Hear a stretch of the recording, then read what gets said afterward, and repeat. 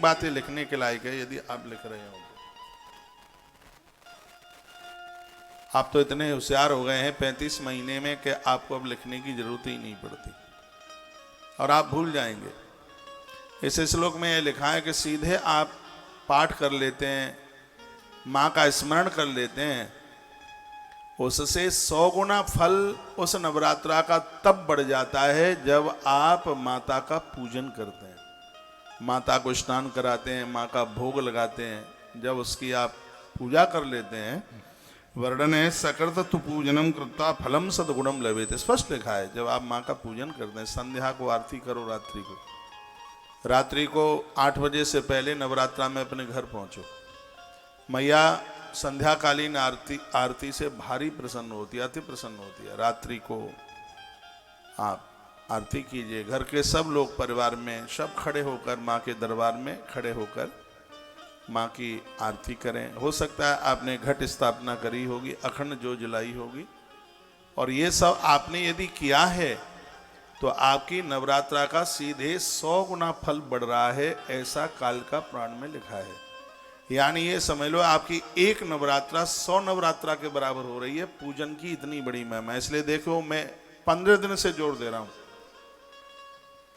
मंडला में था तब भी मैं बोला, यमुनानगर में था तब भी मैं बोल रहा था, कुरुक्षेत्र में था तब भी मैं बोल रहा था कि नवरात्रा आ रही है, घट स्थापन करना, अखंड ज्योत जलाना, माँ की प्रतिमा को बिठाना, माँ का पूजन करना। जो दिन निकल गए हैं, अब जो बचे हैं, क्योंकि सप्तमी अष्टमी और नवमी की भारी महिमा है, इसी ग्रंथ में लिखा है और आज आप उसको सुनेंगे उस महिमा को। तो अभी भी आप कर सकते हैं, ज्योत भी जला सकते हैं, आप माँ को पूजन भी आप कर सकते हैं। एक तस्वीर ले आइए, उस पर माँ को चुनरी उड़ाइए, चुनरी से माँ बड़ी प्रसन्न होती है, खुश होती है। अभी तक आप व्रत नहीं कर पाए हैं तो अष्टमी का व्रत जरूर कर लें। वो विधि अभी मैं थोड़ी देर के बाद आपको निवेदित कर दूंगा, निवेदन कर दूंगा। माइक और खोलिए, मुझे ही नहीं सुन पड़ रहा। तो वर्णन किया गया है, कहा गया है सकृतः तु पूजनम कृत्वा फलम सद्गुणम लभेत। किसी भी उपवास में जब आप पूजा करते हैं तो उस किए गई आराधना का सीधे 100 गुना फल मिलता है। उदाहरण के तौर पर आप एकादशी करते हैं, मैं यहीं से बात को आरंभ कर रहा हूं। आपने समझ लिया कि फुल्का छोड़ दो बस और व्रत पूरा हो गया है, यही ज्यादा आप मानते हैं कि एकादशी में आप फुल्का छोड़ दो, रोटी मत खाओ, तो वो व्रत एकादशी का पूरा हो गया। हाँ बिल्कुल है, पूरा हो गया, लेकिन एकादशी के दिन आप दिन में सोते नहीं हैं, तेल साबुन नहीं लगाते। एकादशी के दिन आप भगवान सालराम भगवान का अभिषेक करते हैं, उनके ऊपर तुलसी पत्र चढ़ाते हैं, उनका भोग लगाते हैं, उनकी आरती उतारते हैं, तो आपकी एक एकादशी सीधे 100 गुना फल प्रदानित करती है। आप कथा भी सुनते हैं, उसमें आप भगवान की पूजा भी करते हैं, सीधे डायरेक्ट 1 × 100 सीधा 100 गुना है। कालका पुराण में तो अद्भुत कर्मकांड की बात कही गई है। आप जो भी कोई व्रत करते हैं, आप 16 सोमवार करते हैं तो उसमें आप महादेव की पूजा कीजिए, आप प्रदोष करते हैं। बहुत लोग तो प्रदोष करते हैं, बस ये समझ लिया है कि अन्न नहीं खाना है, बस प्रदोष पूरा हो गया है। लेकिन प्रदोष की कथा सुनी जाती है, प्रदोष में महादेव का अभिषेक किया जाता है, उसमें भगवान शिव का महा अभिषेक किया जाता है। जब यह होता है तब उसकी महिमा 100 गुना ज्यादा हो जाती है। वही बात कही गई है, सकृतं तु पूजनम कृत्वा फलम सद्गुणम लभेत। यह श्लोक नंबर 47 है, 58 नंबर अध्याय, कालका पुराण अध्याय नंबर 58, 58 और श्लोक नंबर 47। किसी भी अनुष्ठान में कहा गया, कोई भी आप व्रत करते हैं, पूजा पाठ आराधना करते हैं, लेकिन जब उसमें आपने अर्चना कर ली, पूजा कर ली, हमने आज भी माँ को 108 फूल चढ़ाए, देवताओं का नित्य अभिषेक करते हैं, पूजन करते हैं। नहीं तो कमरे में बैठे रहें, बस मन से याद कर लें उसको, चलो ठीक है, ओम नमो भगवते वासुदेवाय, ओम ऐं ह्रीं क्लीं चामुंडाय विच्चे। ये हम जो कर रहे हैं मानसिक कर रहे हैं, एक गुना है। लेकिन उसको ही प्रत्यक्ष रूप से आपने उसमें पूजन कर लिया है, प्रत्यक्ष शरीर से उसमें जुड़ करके और आपने पूजा की है, तो कालका पुराण में वर्णन है कि उसकी गिनती ठीक 100 गुनी हो जाती है। अभी मेरे पास मैसेज आया है कि तो क्या नवरात्रा में साबुन नहीं लगाएं? बिल्कुल नहीं लगाएं, क्या जरूरत है। नहाइए, साबुन की बिल्कुल जरूरत नहीं है। दिन में सोने की जरूरत नहीं है, रात्रि को थोड़ा सा जागिए, माँ का कीर्तन कीजिए। यदि ये नियम और विधि के साथ में ये पूजा पाठ अनुष्ठान हो जाते हैं तो इनका फल बरसों में नहीं मिलता, इनका फल तत्काल प्राप्त होता, तत्काल, देरी नहीं लगती। तो ये बात ध्यान में रहेगी। मूल मूर्ति महामाया योग निद्रा जगन्मयी तस्यास्तु वैष्णवी तंत्र मंत्रम प्राक प्रतिपादितः। वह साधक युद्ध में पराजित नहीं हो सकता, शस्त्र तर्क में, शास्त्र तर्क में पराजित नहीं हो सकता। जगन्मयी योग निद्रा महामाया मूल रूप से मुक्ति रूपा है, मुक्ति प्रदा है, वैष्णवी माता है। उनका मूल मंत्र पहले ही कहा जा चुका है, ऐसा भगवान शंकर कहते हैं। घोर गरीबी का नाश करती है माँ भगवती जगदम्बा। पंचदेव उपासना में माँ का नाम आता है। तो सबके घर में, आप किसी भी देवी देवता को मानते हैं, सबके घर में पूजा हो। देवी भागवत में वर्णन है कि कृष्ण की प्राप्ति के लिए वसुदेव जी महाराज ने देवी भागवत की कथा सुनी। एक बार भगवान श्री कृष्ण घर छोड़ करके चले गए थे, उन्हें झूठा केस लग गया था। श्रीमद् देवी भागवत में कथा आती है कि उसके लिए वसुदेव जी महाराज ने श्रीमद् देवी भागवत की कथा सुनी। भगवान आ गए और पत्नी और संग में ले आए जामवंती को। वो देवी भागवत में कथा है, वैष्णो देवी में सुनाऊंगा, सुनना कथा। इस कथा में एक दिन बढ़ गया है, ये 27 तारीख को, लेकिन उस दिन कथा का लाइव टेलीकास्ट 10 बजे से लेकर के 1:30 बजे तक है। 2 बजे तक हम यहाँ पूरे कार्यक्रम से फ्री होकर यहाँ से प्रस्थान करेंगे। सुबह की शिफ्ट में कथा है। 9:30 बजे यहाँ पर पूरा मंच चालू हो जाएगा। 1:30 बजे मैं कथा छोड़ूंगा और आधा घंटे में आप सबको, यदि किसी को घुटने पुटने में दर्द है, मेरे हाथ में एक बड़ा सुंदर फार्मूला लग गया है और ये भगवत कृपा से लगा और इतना काट कर रहा है, जिनको ऑपरेशन की जरूरत पड़ रही थी, कमर लचक गई थी, इतना दर्द हो रहा था, मेरे हाथ में ऐसा फार्मूला लग गया है कि वो दवाई बड़ा काट कर रही है। मैंने मुकुंद को फ़ोन किया है, वो कल शाम तक लेकर के पहुंचेगा, परसों यहाँ से बांट देंगे। पैसा वैसा तो कुछ लगना ही नहीं है, बस सेवा है। डायबिटीज की भी दवाई है और ये भी है, घुटने के दर्द की भी है। परसों सोमवार को पूरा कार्यक्रम, परसों सुबह के ही समय पूरा हो जाएगा। यानी मैं 2 बजे से पहले ये तो नहीं कह सकता कि पटियाला छोड़ के जाऊंगा, ऐसा नहीं है। माँ की कृपा रही तो पटियाला तो मैं आता ही रहूंगा, बार बार आता रहूंगा। सिंगला जी के घर पर रुका हूँ, लगता ही नहीं है कि इनके घर में रुका हूँ, ऐसा लग रहा है कि आश्रम में रुके हैं। बड़ा आनंद आ रहा है, ओ कमाल की बात है। ऐसी अनुभूति हो रही है, मैं इनकी बड़ाई करके इनके पुण्य कम नहीं कर रहा हूँ। अच्छा लग रहा है, बढ़िया लग रहा है। जाना पड़ेगा माँ का दरबार, आगे वैष्णो माता, तो 3 दिन की कथा वहां भी कर लेंगे। अब 1 दिन इसलिए बढ़ा दिया, नहीं तो इसमें जरूरत नहीं थी। इसमें लिखा है कि इस कथा का 5 दिन, 7 दिन, 9 दिन, 15 दिन और 1 महीने की बहुत ज्यादा महिमा है कालिका पुराण।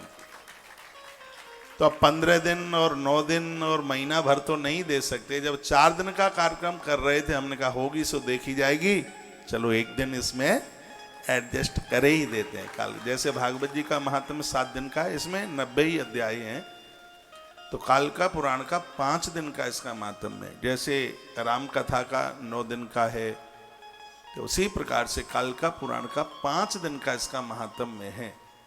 इसलिए 26 के बजाय कार्यक्रम 27 तक हो गया है। तो यह ध्यान में रहे, जो मुझे टीवी पर सुन पा रहे हैं, सोमवार, मंडे, सोमवार के दिन कथा सुबह की शिफ्ट में होगी। 9:30 बजे यहाँ व्यासपीठ आरंभ हो जाएगी और 10 बजे कथा शुरू हो जाएगी। और ये तो वैसे भी आपको पता है, जो अंतिम दिन की कथा सुन लेते हैं उनका पूरा अनुष्ठान में उनकी उपस्थिति हो जाती है। तो अब इसका मतलब ये नहीं है कि आप कल ना आवे, आप परसों ही आवे। कल तो हमें आशीर्वाद दे के नहीं आएंगे, कल हमारा जन्मदिन है।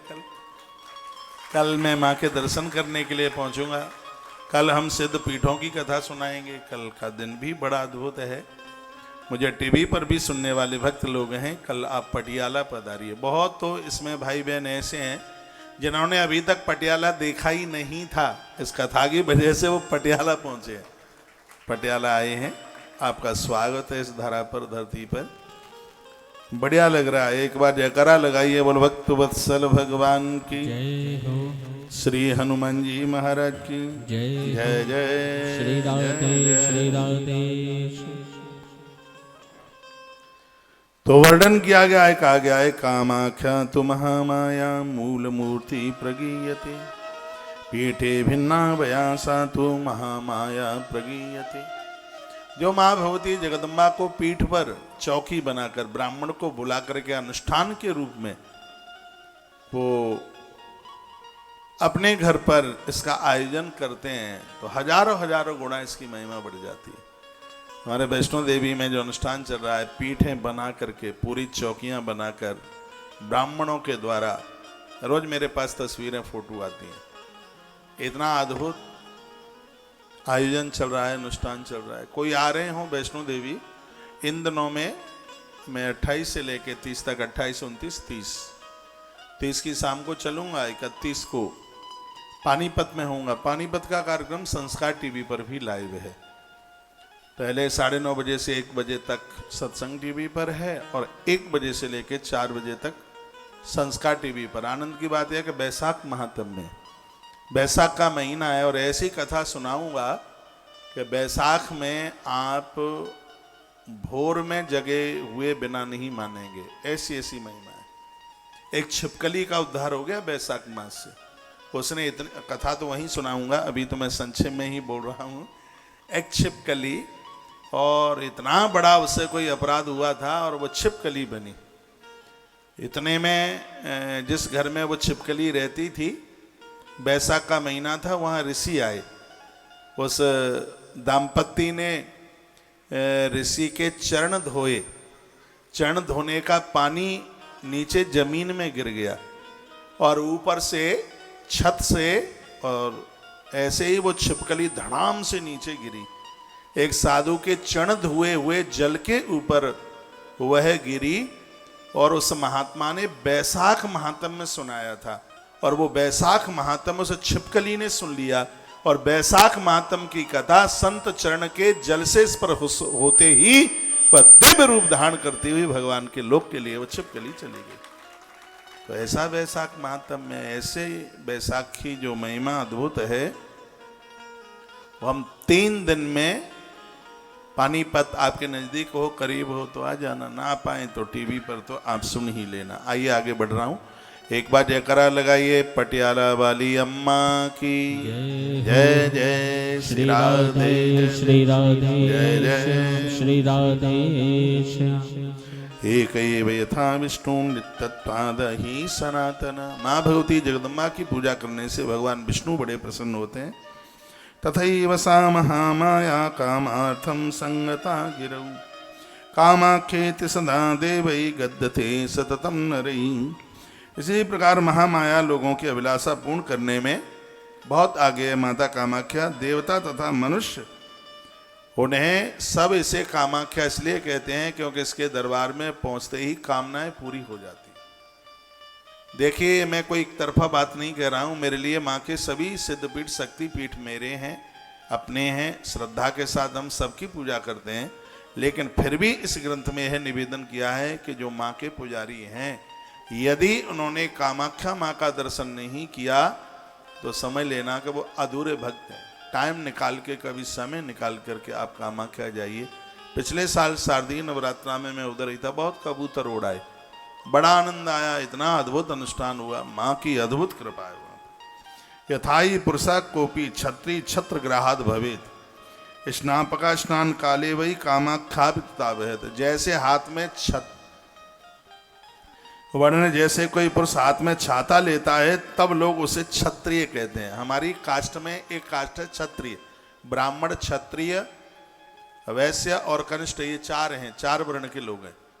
तो उसको क्षत्रिय क्यों कहते हैं? छाता तो वो है जो हमें वर्षा से बचाता है, और क्षत्रिय वह है जो हमें संसार के दुश्मनों से, खुरापातियों से हमारी रक्षा करता है। उसे क्षत्रिय कहते हैं। जो सबकी रक्षा करता है इसलिए उसका नाम क्षत्रिय है। भगवान शंकर कहते हैं जो सभी की मनोकामनाओं को पूरा कर देती है इसलिए इसका नाम कामाख्या है। हर मनोकामना इस मां के दरबार में पूरी होती है, इसलिए इसका नाम कामाख्या है। महामाया शरीरम तो कामार्थम समुपस्थितम लोहितई कुमकुमा पीतम कामार्थम उपयोजित। इस ग्रंथ में वर्णन है कि कामाख्या माँ की चुनरी बड़ी प्रभावशाली है, वहाँ का सिंदूर बड़ा प्रभावशाली है, कामना पूर्ति वाला है वहाँ का, इसलिए उसको कामिया सिंदूर कहते हैं। उसका भी वर्णन है कालिका पुराण में।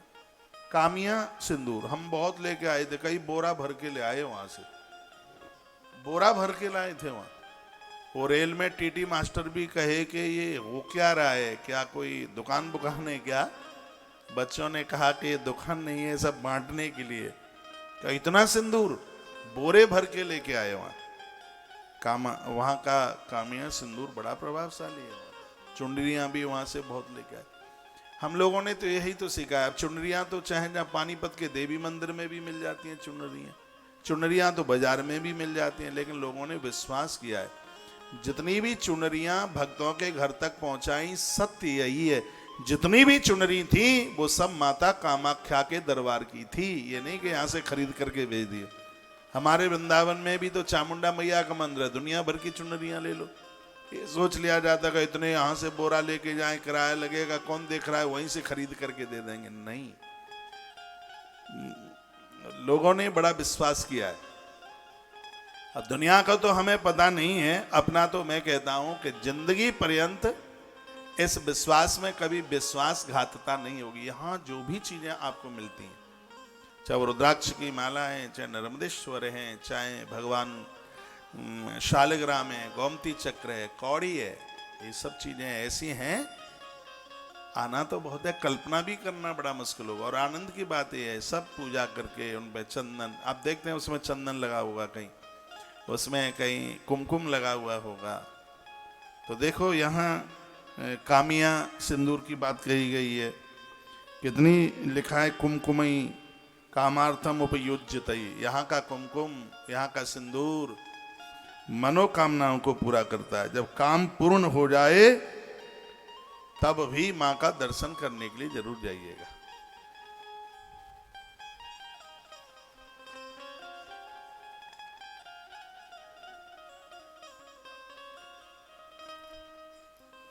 जय श्री राधे बोले भक्त वत्सल भगवान की जय हो। श्री हनुमान जी महाराज की जय हो। जय जय श्री राधे श्री राधे श्री राधे श्याम। एवं विशेष तंत्राणि दुर्गाया कथितान्वाम अंग मंत्राणि तस्यास्तु श्रूयाताम नर सत्तमयी। जो साधक इस प्रकार से मां की कथा सुनेगा, उसके द्वारा तीनों देवता ब्रह्मा विष्णु और शिव उनके ऊपर अति प्रसन्न हो जाएंगे। इसमें बिल्कुल भी संदेह नहीं है। महामाया तथा कामाख्या एक ही है। जो मां दुर्गा है, कामाख्या, वो एक ही है, उसमें कोई अंतर नहीं है। जहां भी जिन मंदिरों में आप जाते हैं उसे साक्षात भगवती जगदम्बा, चाहे मंदिर छोटा है चाहे बड़ा है, साक्षात वो भगवती का वह रूप है। वर्णन है कि जो दुर्गा की पूजा करता है वो काल से बच जाता है, काल मृत्यु से बच जाता है, और वो धरती पर गरीबी नहीं झेलता। ये महिमा है इस मैया की। और वो लोग बड़े बड़भागी हैं जो नवरात्रा का व्रत करते हैं, उपवास करते हैं, प्रतिमा के ऊपर पूजा करते हैं। उनकी महिमा का वर्णन, भक्तों की महिमा का वर्णन इस ग्रंथ में किया गया है। पुत्र पौत्र समृद्धस्य धन धानादि समृद्धि। पूजा आप कर रहे हैं, इसका फल आपके पुत्र पौत्रादिकों को मिलेगा, धन समृद्धि मिलेगी। ये ऐसा कालिका पुराण में लिखा है। दीर्घायु सर्व सुभगो, लंबी आयु होगी, लोकेस्मिन सच जायते। वर्णन किया गया है पुत्र पौत्रादि धन की पूर्ण रूप से प्राप्ति, दीर्घायु होकर वो इस लोक में शुभ की प्राप्ति करते हुए और अंत में भगवान के चरणों में ही पहुंचेंगे। जिन्होंने श्रद्धा के साथ नवरात्रा का उपवास व्रत किया है, माता रानी की कथाएं सुनी है, तो माँ उनके ऊपर बड़ी खुश हो जाती है, बहुत प्रसन्न हो जाती है। अब कुछ और सुन लीजिए। शताष्टम्याम तो चैत्रस्य पुष्पई तत्काल संभवई। जो चैत्र शुक्ल पक्ष अष्टमी को माँ के ऊपर फूल चढ़ाते हैं, काल भी मुरझाकर उनके सामने से रास्ता छोड़ देता है। ये अष्टमी आ रही है, 29 तारीख की अष्टमी। उसके लिए वर्णन है शताष्टम्याम। शता मतलब है शुक्ल पक्ष, शुक्ल पक्ष की अष्टमी, चैत्र का महीना। यदि फूलों के द्वारा, पुष्पों के द्वारा माँ की पूजा करी है तो माता बड़ी प्रसन्न हो जाती है। अशोकैरपि या कुर्यान मंत्रेणानेन पूजनम। अशोक के पत्ते पंच पल्लवों में जिसको लिया जाता है, माँ के कलश में ये बहुत ज्यादा प्रभावशाली है। अशोक है, बरगद है, पीपल है, पाखर है, और ये पंच पल्लवों में। ये बातें बड़ी अद्भुत हैं और यहाँ बड़ी बारीकी से कहा गया है। उनके जीवन में किसी भी प्रकार का दुख नहीं आता जो देवी की पूजा में कलश में अशोक के पत्ते लगाते हैं। अशोकर्प या कुर्यान मंत्रेणानेन पूजनम। मंत्रों के द्वारा, वो आचार्य पंडित जी लोगों को पता होता है, वो कलश भरते हैं। न तस्य जायते शोको। अशोक का मतलब है न तस्य जायते शोको, जिसके नीचे, जिसके सानिध्य में किसी प्रकार का शोक यानी दुख नहीं रहता, इसलिए उसको अशोक कहते हैं। वर्णन है रोग तथा कोई दुर्गति प्राप्त नहीं होती। जो कलश भरते हैं, कलश स्थापना करते हैं, उनकी दुर्गति नहीं होती, उनके जीवन में कभी अशुभ नहीं होता। यह इसकी बहुत बड़ी महिमा है। तो अष्टमी के दिन आप फूलों से माता रानी का बंधन पूजन कीजिए और उपवास कीजिए। भले ही आप पहले इन दिनों में नहीं रख पाए हैं, आपसे हो जाए तो अष्टमी की रात्रि को हवन कीजिए, यज्ञ कीजिए, मैया के ऊपर फूल चढ़ाइए। और जैसे श्रृंगी के द्वारा महादेव का अभिषेक होता है, आप भूल जाएंगे, लिख लीजिए, अशोक के पत्ते के द्वारा माँ भगवती जगदम्बा का अभिषेक होता है। अशोक का पत्ता, ये लिख लो, ये बहुत जरूरी बात है, लिख लो आचार्य जी। अशोक के पत्ते के द्वारा माँ का अभिषेक होता है। जैसे शंख के द्वारा नारायण का अभिषेक होता है, श्रृंगी के द्वारा महादेव का अभिषेक होता है, और अग्निदेव का जो अभिषेक है वो केले के पत्ते के द्वारा होता है।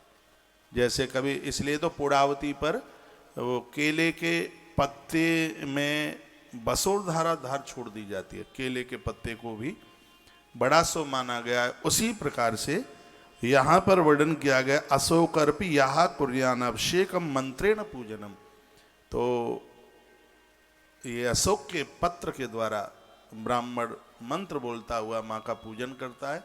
इसमें पानी नहीं छोड़ा जाता, इसमें घृत के द्वारा माँ का अभिषेक होता है, घी के द्वारा। वो घी उसको पूजा पाठ में ले लीजिए, दीप ज्योति में ले लीजिए, अपने खाने के काम में मत लीजिएगा। श्री सूक्त के मंत्रों के द्वारा या देवी मंत्र के द्वारा, देवी तंत्र के द्वारा माँ का अभिषेक घृत के द्वारा होता है, और उसमें अशोक के पत्ते को प्रयोग में लिया जाता है। यह वर्णन किया गया।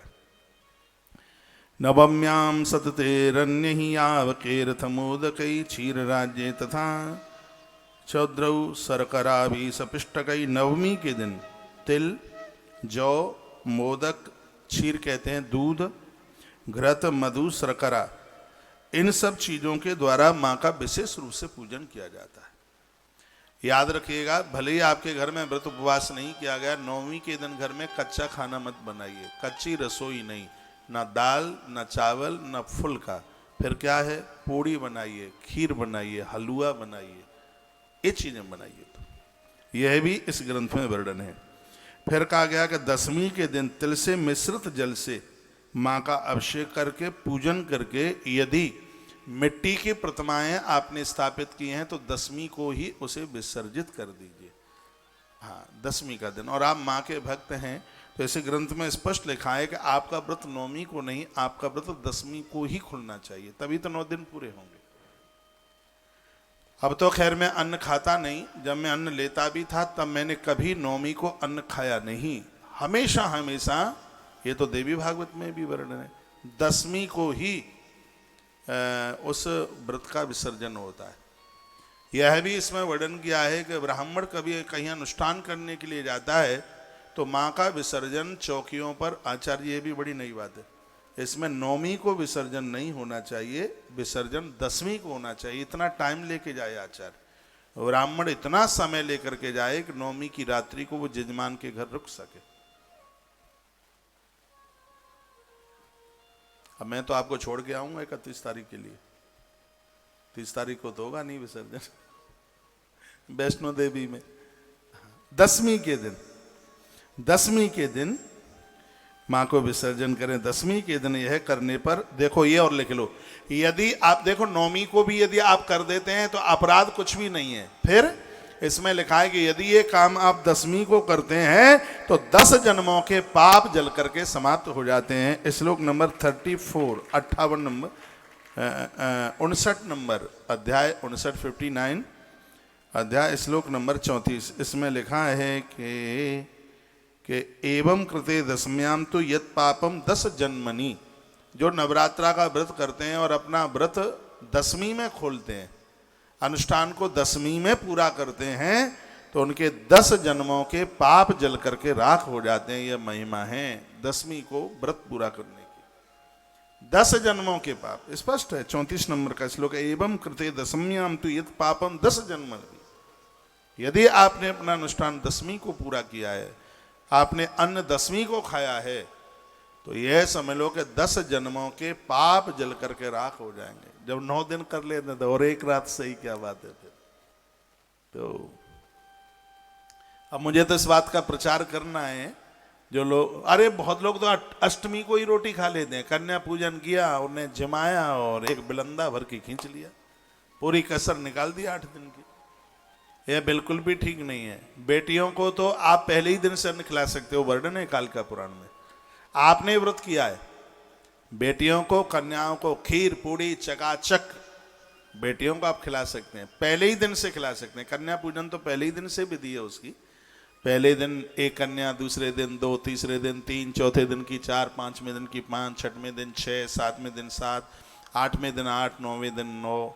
हर रोज 9 भी कर सकते हैं, हर रोज 1 भी कर सकते हैं। 45 कन्याओं का विधान ग्रंथ में है।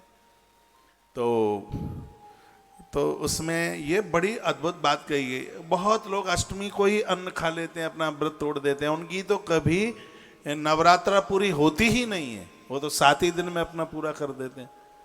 ये नहीं होना चाहिए। कन्या पूजन करें आप, वैसे कन्या पूजन आप 9वीं को किया करें, अष्टमी को हवन कीजिए, माँ का अभिषेक कीजिए, पूजन कीजिए, सब चीजें कीजिए, लेकिन जो कन्या पूजन वाली बात है वो 9वीं को कीजिए, 9वीं को कीजिए। और 9वीं को कन्याओं को भोजन कराइए। ब्राह्मण भोजन की बात इसमें 10वीं को बताई गई है। इस ग्रंथ में कहा गया है कि जैसे इस अनुष्ठान में कन्या पूजन की महिमा है, ब्राह्मण भोजन की भी महिमा है, लेकिन ब्राह्मण को जो भोजन है वो 10वीं के दिन कराइए। तो वर्णन है, एवं कृते दशम्याम तो यत पापम 10 जन्म भी, यदि किसी ने ऐसा किया है तो उसके 10 जन्मों के पाप जल करके राख हो जाते हैं, समाप्त हो जाते हैं। एक बार बताइए, हमारी बात आपकी समझ में आ रही है? धन्यवाद आप सभी के लिए। मेरी व्यासपीठ से आपको भी तालियां है। तो यह वर्णन किया गया है, कहा गया कृतम तत्प्रलयम याति दीर्घायुरुपजायते। नवरात्रा का व्रत करके जिसने 10वीं तक अपने व्रत को लेके गए हैं, षष्ठी का प्रलय होता है तब तक उस व्यक्ति का नाम चलता है, दीर्घायु होता है, उसके अकाल मृत्यु नहीं होती उसको। नवरात्रा की इतनी बड़ी महिमा है।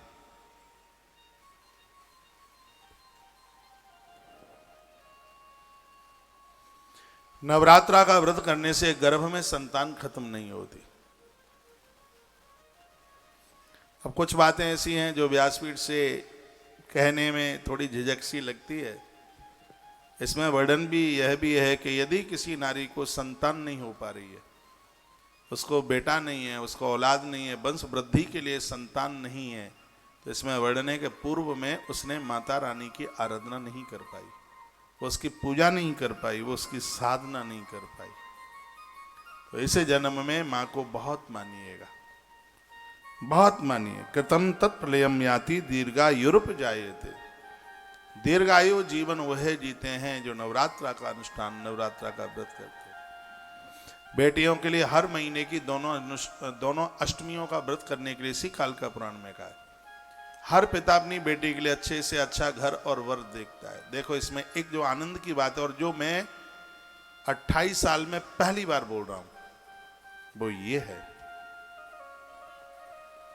जो बेटियां विवाह से पूर्व महीने की दोनों अष्टमियों का व्रत किया है उन्होंने, ऐसी बेटियां ससुराल जाती हैं तो इसमें लिखा है उसको ऐसा पति कभी नहीं मिलता जो संतान को जन्म देने में असमर्थ है, उसमें ऐसी कोई रुग्णता हो, उसमें ऐसा कोई रोग हो, उसको ऐसी कोई दिक्कत हो जिसकी वजह से संतान जन्म न ले, वो ऐसा उसे पति मिलता है जो सर्व प्रकार से एक नारी को सुख देता है, नारी का आदर करता है, नारी का सम्मान करता है। मेरी माता जानकी ने बहुत नवरात्रा के व्रत किए, माता रुक्मिणी ने बहुत नवरात्रा के व्रत किए, ये तो ग्रंथों में लिख मिलता है इस बात का, माइक खोलें। और तो वह बात भी इसमें कही गई है, कहा गया है बोल भक्त वत्सल भगवान की जय हो। पवित्रारोपणम कुर्या देवी प्रीति करुम बरुम। पवित्रारोपण होता है देवताओं का, ये सुन ले, नई बात है। पवित्रारोपण, पवित्रारोपण क्या है? माता जी वहीं चढ़ा दो, सगरे मेरे पास आ जाएंगे, वहीं चढ़ा दो, यहीं चढ़ा, इसी में आगे बारात में। हाँ अच्छा, ले ले बेटा।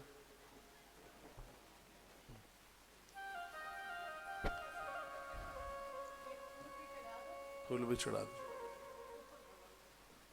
मेरे ऊपर।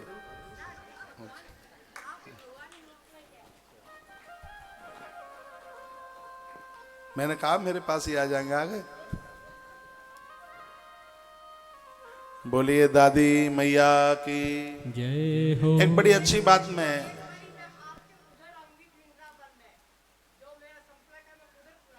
बहुत बढ़िया है, ये मंदिर से पटियाला वाली अम्मा ही तो नहीं आ गई? बैठो। हाँ बैठो। बोलो भक्तु वत्सल भगवान की जय हो। श्री हनुमंत बलवंत महाराज की जय जय हो। जय श्री श्री राधे। राधेश्याम। जो देवताओं का पवित्रारोपण करते हैं, आपका ध्यान इधर नहीं है और इतनी अद्भुत बात हो रही है, जो देवताओं का पवित्रारोपण करते हैं उन लोगों को की गई पूजा का 1 वर्ष तक फल ऑटोमेटिक मिलता है। आपने यदि पवित्रारोपण कर लिया है तो जो नवरात्रा में जो आप पूजा कर रहे हैं, इस पूजा का पूरा 365 दिन फल मिलता है। पवित्रारोपण, पवित्रारोपण की इतनी बड़ी महिमा है, तो अब पूछा जाता है कि पवित्रारोपण होता क्या है और यह पवित्रारोपण कब होता है। हर देवता की तिथि अलग अलग है पवित्रारोपण की, और आप जितने भी बैठे हुए हैं, मैं तो कहूंगा कि 100% आप में 100% ऐसे जने हैं श्रोता जिन्हें पवित्रारोपण के बारे में पता ही नहीं है कि पवित्रारोपण होता क्या है। पहले तो यह सुन लें, जो पवित्रारोपण करते हैं देवताओं का, उन्हें उस देवता की पूजा ऑटोमेटिक 365 दिन उसका पुण्य आपके अकाउंट में, आपके खाते में आता है। जैसे यदि आपने पवित्रारोपण कर लिया होगा पूर्व में और अब आप नवरात्रा कर रहे हैं, इस नवरात्रा का फल आपको पूरा साल ऐसे ही मिलेगा जैसे 22 मार्च से लेकर के 30 मार्च तक नवरात्रा में मिल रहा है, उसी प्रकार से यह पवित्रारोपण की महिमा है। तो मैं चल रहा हूं, कौन सी तिथि है पवित्रारोपण की, फिर मैं बताऊंगा कि पूजन होता कैसे है, क्या है इसमें। सबसे पहले तो यह समझ लें कि कौन से दिन कौन से देवता का पवित्रारोपण होता है, वो सुन लीजिए। जैसे नांदी मुख श्राद्ध के लिए अमावस्या बहुत विशेष है, उसी प्रकार से पवित्रारोपण के लिए भी हर देवता के लिए एक तिथि का वर्णन किया है, वो मैं आपको बता रहा हूँ। सर्वेशामेव देवानां पवित्रारोपणम चरेत। जितने भी देवता हैं सबका पवित्रारोपण होता है। कब होता है? श्रावणे वापी संवत्सर फलप्रदम। सावन शुक्ल पक्ष से आरंभ होता है, सावन के महीने में होता है। वो हरियाली अमावस्या निकलती है, उसके बाद पवित्रारोपण आरंभ हो जाता है। बस पहले तो ये लिख लें कौन से देवता का पवित्रारोपण कौन सी तिथि में होता है। प्रतिपदन दशोक्ता पवित्रारोपणम तिथि। कुबेर के पवित्र रोपण के लिए प्रतिपदा पड़वा कही गई है। सावन की पहली तिथि पड़वा। जो कुबेर को मानते हैं तो पड़वा के दिन कुबेर देवता का पवित्रारोपण होता है। तत्पश्चात द्वितीया के दिन माता लक्ष्मी का पवित्रारोपण होता है। माँ लक्ष्मी भगवती सावन शुक्ल द्वितीया को माता लक्ष्मी का, द्वितीया तु श्रियो देवा तिथि नाम उत्तमा स्मृता, स्पष्ट लिखा है। द्वितीया के दिन सावन शुक्ल पक्ष द्वितीया को माँ लक्ष्मी का पवित्रारोपण होता है।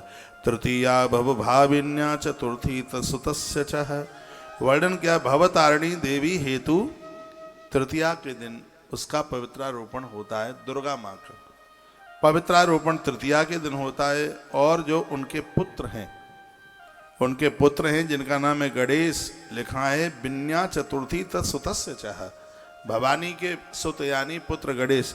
गणेश जी का जो पवित्रारोपण होता है वो चतुर्थी के दिन होता है। जो पूर्णिमा का व्रत करते हैं जिसमें सोमराज की पूजा होती है, उसका पवित्रारोपण है सोमराज हेतु। यह पवित्रारोपण पंचमी के दिन होता है। षष्ठी प्रोक्ता गोहिष्य चह, गोह नाम है कार्तिकेय जी का। कार्तिकेय जी का जो पवित्रारोपण है वो सावन शुक्ल पक्ष की छठवीं को होता है। सप्तमी भास्कर शुक्ता, सूर्य भगवान का जो पवित्रारोपण है वो सावन शुक्ल पक्ष सप्तमी को होता है। तत्पश्चात फिर कहा दुर्गायाश तथाष्टमी, माँ भगवती दुर्गा का एक तृतीया को होता है और एक अष्टमी को होता है। इसका 2 दिन होता है। तो अष्टमी दुर्गा हेतु अष्टमी, एक तृतीया है एक अष्टमी है। और उसके तत्पश्चात मात्र का गण मात्रणाम नवमी प्रोक्ता, मात्र का गण इनको नवमी के दिन।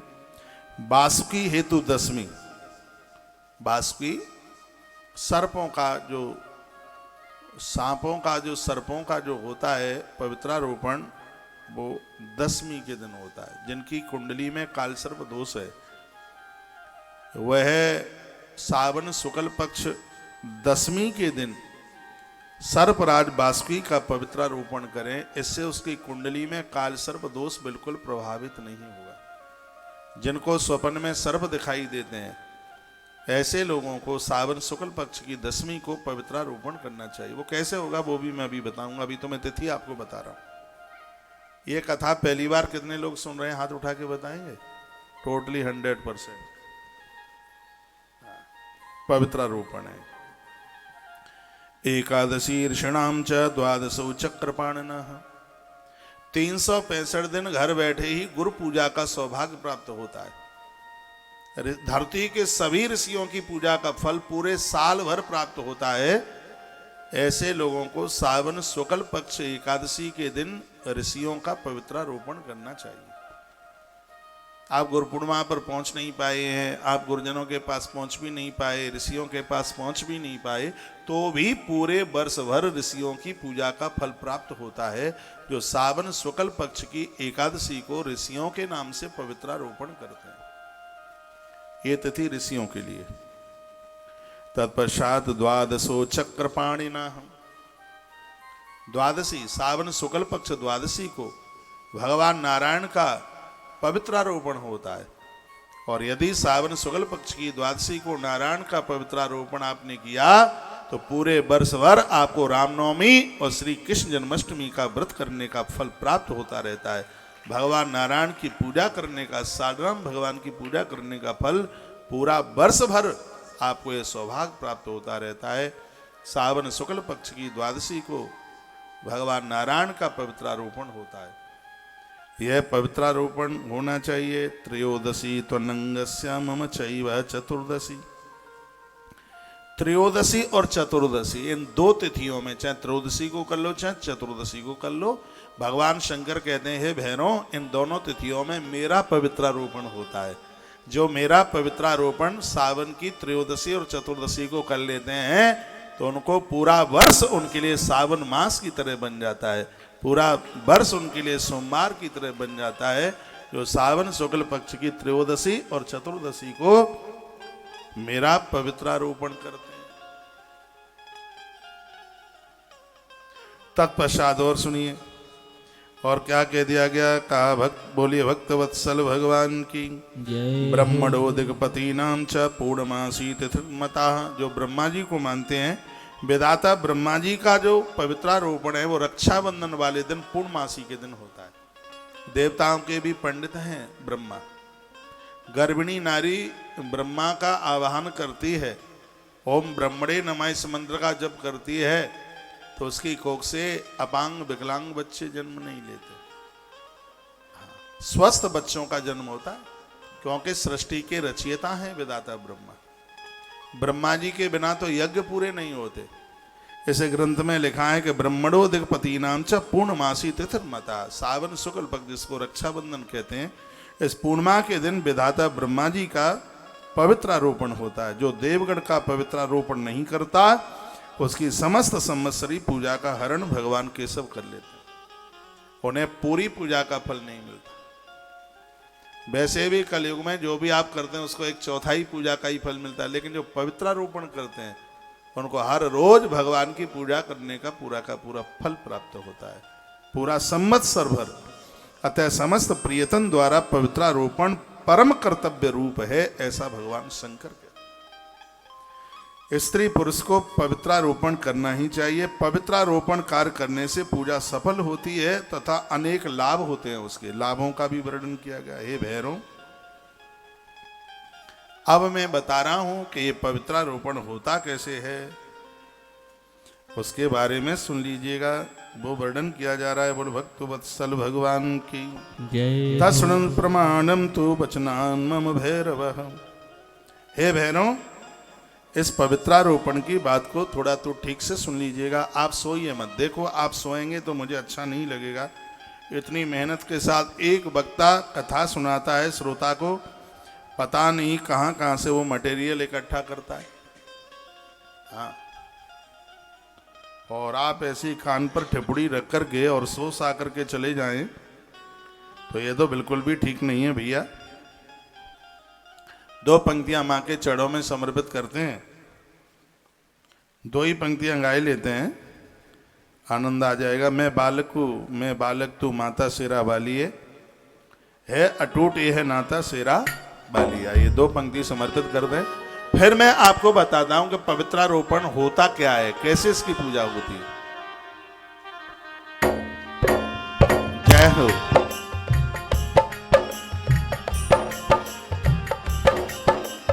मैं बालक तू माता शेरा वालिए, है अटूट ये नाता शेरा वालिए माँ।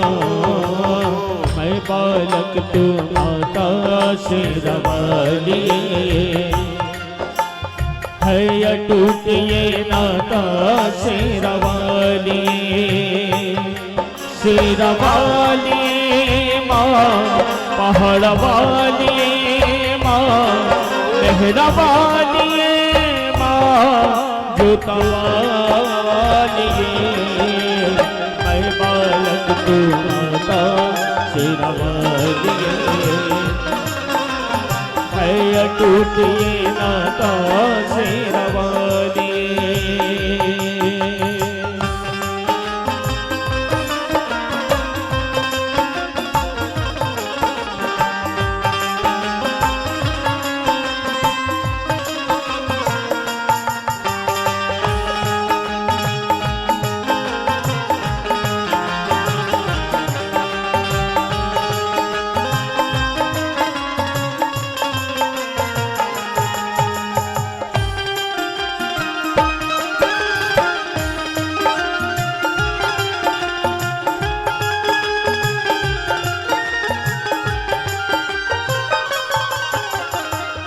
तेरी ममता मिली है मुझको, तेरा प्यार मिला। तेरी ममता मिली है मुझको, तेरा प्यार मिला। तेरी आंचल की छाया में मन का फूल खिला। तूने बोली, तूने साया तूने बुद्धि, तूने साहस, तूने ज्ञान दिया मां। मस्तक ऊंचा करके जीने का वरदान दिया मां। तू है भाग्य विधाता शेरा वाली, अटूट ये नाता शेरा वाली मां। है बालक तू माता शेरा वाली, है अटूट ये नाता शेरा वाली। शेरा वाली मां, पहाड़ा वाली मां, मेहरा वाली मां, जोता वाली। है बालक तू माता शेरा वाली, है अटूट ये नाता शेरा वाली।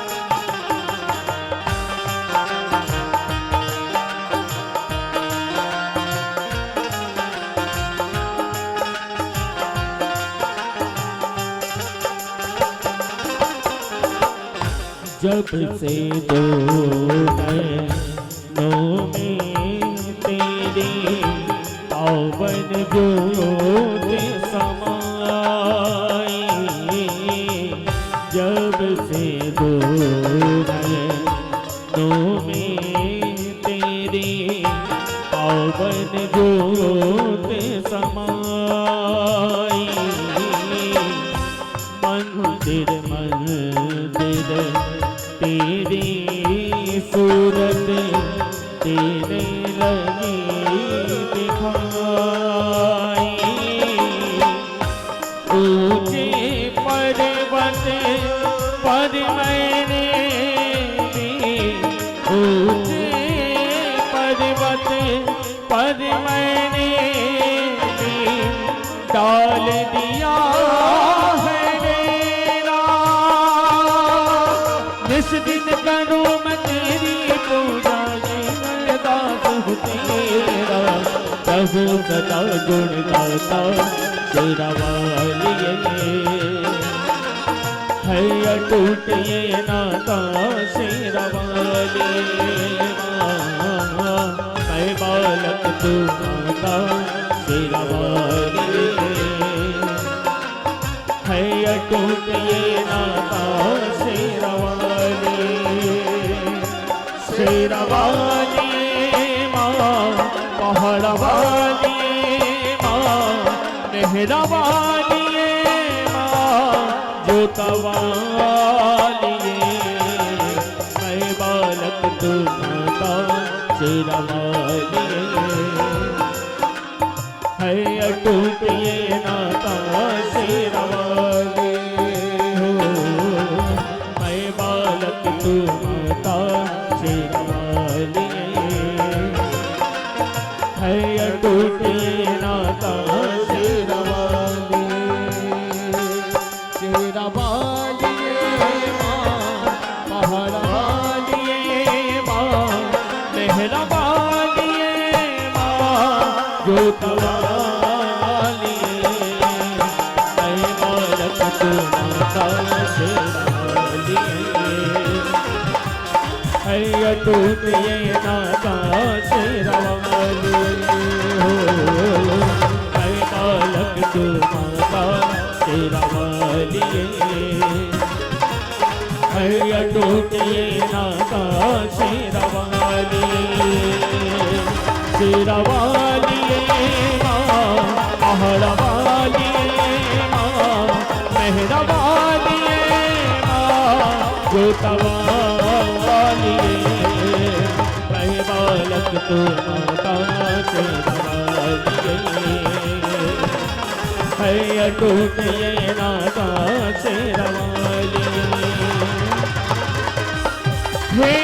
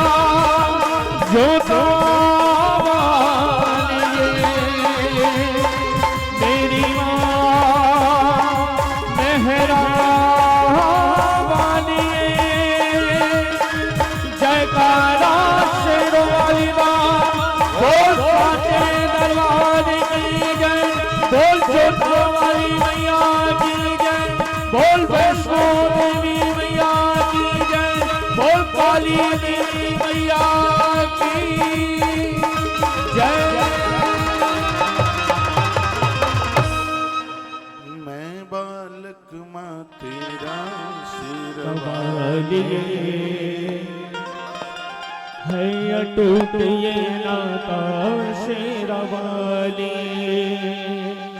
शेरवाली माँ पहाड़वाली माँ मेहरवाली माँ जोतवाली मैं बालक तू माता शेरवाली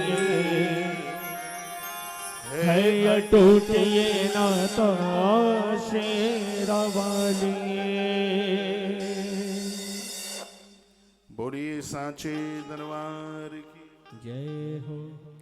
जय जय श्री राधे श्री राधे श्री राधे श्याम। तो वर्णन किया है, तस्माद यत्नेन कर्तव्यम पवित्रारोपणम परम। समस्त प्रयत्न द्वारा देवताओं का पवित्रारोपण बड़े कर्तव्य पूर्वक किया जाए। क्यों? कृते बहु फला प्राप्ति पूजा सफला भवेत्।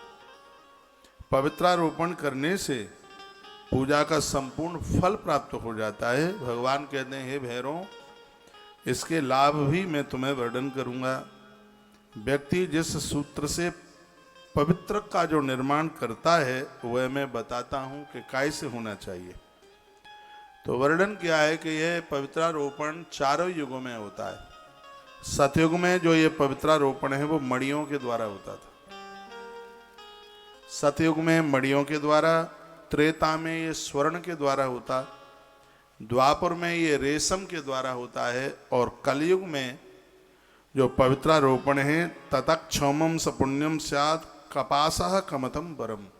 कपास यानी सूत के द्वारा, कलयुग में सूत के द्वारा, सूत के धागे के द्वारा ये होता है। उसी की बात कही गई है, पट्ट सूत्रम तथा नेता पवित्राणी कार्य। सूत को बड़ा पवित्र माना गया है, बड़ा पावन माना गया है। विचित्राणी पवित्राणी कर्तव्यानि तो यत्नतः, पवित्र का यत्नतः विचित्र रूपेण निर्माण करे। गंध के द्वारा, जल के द्वारा उसके पूजन की बात कही गई है। अर्चना उसकी करे तो कैसे बनाया जाएगा? कन्या च कर्तयेत सूत्रम प्रमादा च पतिव्रता। इस पवित्रारोपण के धागे को, सूत को, या तो छोटी कन्या बनावे या पतिव्रता स्त्री, बुरा न लगे ऐसी स्त्री इसको बनाने की अधिकारिणी है, जिसकी 7 भामर पड़ी हैं और यज्ञ की साक्षी में अग्नि के, ये तो पूरा पढ़ा हुआ है इसमें, ये ग्रंथ भरा हुआ है। ऐसी नारी जो एक ही कास्ट की है, जिसका पति और पत्नी एक शास्त्रोक्त विधि से जिनका विवाह हुआ है। ये नहीं कि हम तुम राजी तो क्या करे काजी। या तो छोटी कन्या के द्वारा इस पवित्रारोपण को बनाया जाता है, या वह पतिव्रता नारी जिसके विवाह में संपूर्ण सनातन संस्कृति के नियमों को पूरा किया गया है। ये उसी का अधिकार है, ये पवित्रारोपण का। वेदभ्य साधशीलावा दुखशीला न कर्तयेत। जिस नारी को पति नहीं है तो वो किसी कन्या से बनवा लेती है, वो खुद उसको नहीं बनाती, ऐसा भी वर्णन किया गया है। कन्या के मां पतिव्रता नारी को यह अधिकार दिया गया है। एक बार जयकारा लगाइए, बोल भक्त वत्सल भगवान की जय हो। मृतलोके यशा कीर्ति सुख सौभाग्य वर्धनम। अब इसको बनाने की विधि बताऊंगा, मैं निवेदन करूंगा। एक तो इससे होता क्या, सूत्रई पवित्रम कुर्बीता कनिष्ठोत्तम मध्यमम। इसमें भी वर्णन किया गया है कि जो 27 लड़ों का है, एक 54 लड़का है और एक इसमें 108 लड़का है, और इसमें एक 1008 लड़का पवित्रारोपण बनाया जाता है। सबसे प्रारंभिक है 27 लड़, और उसके बाद में है 54, और उसके बाद में 108, और उसके बाद में 1000। मर्तलोके ऐसा कीर्ति, मृत्यु लोक में पवित्रारोपण करने वालों को यश और कीर्ति, सुख और सौभाग्य वर्धनम। ये सुख देने वाला है, सौभाग्य देने वाला। चतुपंचाशता प्रोक्तम तन्नूनम मध्यमम परम। देव भोगावहम पुण्यम स्वर्ग मोक्ष प्रदायकम। धरती के सभी भोग मृत्यु के बाद में उन्हें मोक्ष प्राप्त होता है। स्वयं भगवान शिव कहते हैं 27, 54, 108 और 1008। 1000 नहीं है, 1008 सूत्र से निर्मित पवित्र, इसको पवित्रारोपण का इसको नाम दिया गया है। जो 1008 का पवित्रारोपण होता है उसको नागहार के नाम से जानते। एतत्तु नागहाराख्यम संकरस्य पवित्रकम। जो भगवान महादेव का पवित्रारोपण करते हैं उनको नागहार, यानी 1008 लड़ें सूत की हों, उसके द्वारा वो बनाया जाए, जिसमें 1008 सूत की लड़ें होती हैं। ये भगवान शिव के लिए बनाया जाता है और इसको नागहार के नाम से जानते। एतत्तु नागहाराख्यम संकरस्य पवित्रकम। ये पवित्रक भगवान शिव को पहनाया जाता है। भगवान शंकर इसमें बड़े राजी होते हैं। अष्टोत्तर सहस्रेण तंतुनाम सुमनोहरम यह प्रक्षत मह्यम तु सयावास्तंतु संचयम। वर्णन किया है कि जो मनुष्य इस प्रकार का पवित्रारोपण भगवान शिव कहते हैं मुझे प्रदानित करता है, वह जितने भी सूत्रों से यह पवित्र बनाता है वह हमेशा एक सूक्ष्म रूप से मेरे पास में रहता है। तंतुनाम तस् दानेन विष्णु सायुज्य मापनीयात। जो पवित्रारोपण भगवान विष्णु को समर्पित करते हैं, भगवान नारायण उनके ऊपर अति प्रसन्न हो जाते हैं। वर्णन किया गया है। आइए थोड़ी सी अब इसकी आप विधि समझ लें तो बड़ा बढ़िया लगेगा, अच्छा लगेगा। पवित्रारोपण व्रत सावन के शुक्ल पक्ष में किया जाता है, जो कि मैंने आपको बता ही दिया है। वर्ष भर पूजा का फल प्राप्त होता है इसके द्वारा। इस पूजा के अधिकारी चारों वर्ण के लोग हैं, ये बड़े आनंद की बात है। ब्राह्मण, क्षत्रिय, वैश्य, कनिष्ठ, चारों वर्ण के लोग अधिकारी हैं। ये पवित्रारोपण पूजा का नाम है। जैसे नांदी मुख श्राद्ध इत्यादि होते हैं, पवित्रारोपण भी एक पूजा ही है। इसकी पूजा की विधि आप लिख लीजिए। एक चौकी पर लाल वस्त्र बिछाएं, जिस देवता का पवित्रारोपण कर रहे हैं उसका चित्र लगाएं या प्रतिमा लगाएं, उसका चित्र या प्रतिमा लगाएं। एक कलश ठीक सामने भर करके रख लें, उसमें पंच पल्लव लगाएं। पूजा के लिए पवित्र को बांस की टोकरी में या पलाश की पत्तल के ऊपर रखें। एक कन्या के द्वारा, पतिव्रता नारी के द्वारा जब उसको बनाया जाता है, 27 लड़का, उसमें सूत के 27 बार उसको ऐसे लपेटा जाता है उसको। हाँ। और आपको ध्यान हो, जब आप कभी बरगद के ऊपर, बट के ऊपर जो धागा जो लपेटते हैं वो पवित्रारोपण ही है, वो ये वही है ये सूत्र।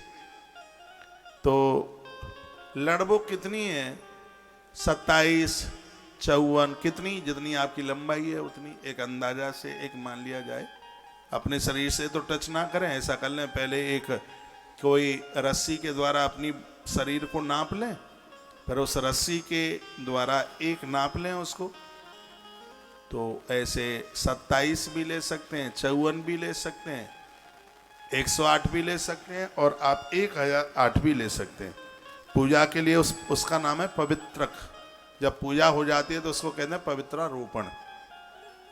पूजा के लिए इस पवित्रक को बांस की टोकरी में या सूप में या पलाश की पत्तल पर इसको रखें।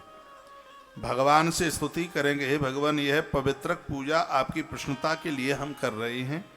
मेरे कार्यों में कोई भी किसी भी प्रकार का विघ्न न आए। इसमें लिखा है पवित्रारोपण करने से आपके द्वारा किए गए जो कार्य हैं उसमें किसी भी प्रकार का विघ्न नहीं आता। वर्णन है, कहा जाता है कि भगवान मेरे किए गए कार्यों में किसी भी प्रकार का विघ्न न आए, वर्ष भर आपकी पूजा का पुण्य लाभ मुझे प्राप्त होता रहे, हम आपसे ऐसी प्रार्थना करते हैं।